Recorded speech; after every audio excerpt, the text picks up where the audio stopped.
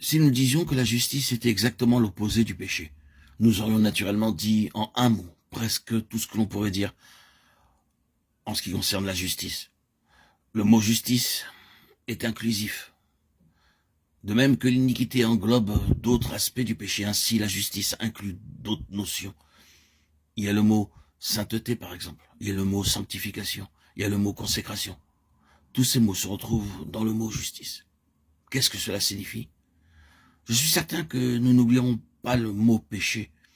Il est décrit maintenant en lettres profondes, sombres et noires. Le péché est la rébellion, le péché est l'anarchie. Le péché est ce qui se libère du gouvernement de Dieu, le déloge de sa place et se permet de prendre l'alternative au lieu de Dieu. Évidemment, quand nous péchons, nous ne voulons pas consciemment dire cela. Ce n'est pas prémédité ni désiré, mais c'est ce qui est impliqué et inclus en réalité. Quelle est donc l'essence du mot justice? La justice est cette nature de Dieu qui est parfaitement ferme, parfaitement pure, parfaitement transparente. La Bible emploie des symboles différents pour caractériser la nature de Dieu, tels que le cristal et le jaspe. C'est ce en quoi il n'y a absolument aucun mélange, ce en quoi il n'y a rien de contraire l'un par rapport à l'autre. Car la Bible nous montre de façon parfaitement claire que le mélange ou la contradiction est ce que Dieu abhorre tout à fait. Dieu ne hait rien autant que le mélange, c'est-à-dire deux éléments contraires mis ensemble, deux royaumes différents mis en association, tous deux étant d'une constitution différente. Rappelons à ce sujet quelques types de l'Ancien Testament.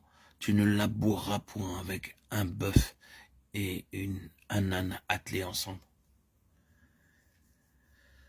Tu ne porteras point un vêtement tissé de diverses espèces de fils, de laine et de lin réunis ensemble. Deutéronome 22, 10, 11. Ce sont deux domaines différents. Le lin repousse la chaleur du corps, la laine la conserve. Il y a donc conflit entre les deux choses.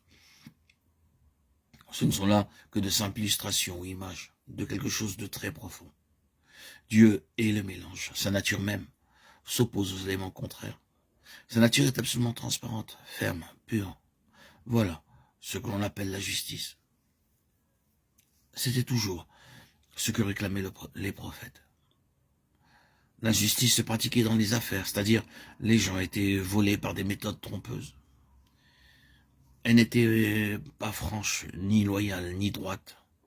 Satan est le maître du mélange, de la séduction, de la corruption et de la pollution. Il n'y a rien de transparent en lui, rien de droit en lui. Il vient toujours avec des détours, de façon ou d'autre, pour retirer un avantage par un acte malhonnête, par la couardise. Or, la croix du Seigneur Jésus a été la crise dans cette question de justice. C'était l'autre face. Il s'est offert lui-même sans tâche à Dieu. Hébreux 9, 14. Voici quelque chose de pur.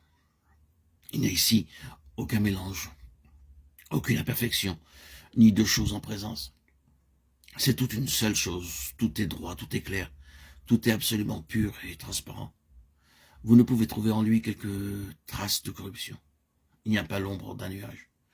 Il n'y a pas de ténèbres en lui. Il avait réglé cette question de la justice dans sa propre personne et son propre corps, et établi la justice pour toujours, en type. Lorsqu'il vint à son baptême, lequel était une préfiguration de sa croix, et il dit « Laisse faire maintenant, car il est convenable que nous accomplissions ainsi tout ce qui est juste. » Matthieu 3, 15. Il a donné satisfaction à Dieu au sujet de sa propre nature, comme étant absolument pure.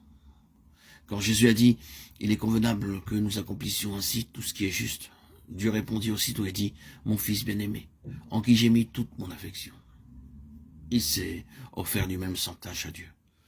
La question de la justice est réglée en lui dans la croix.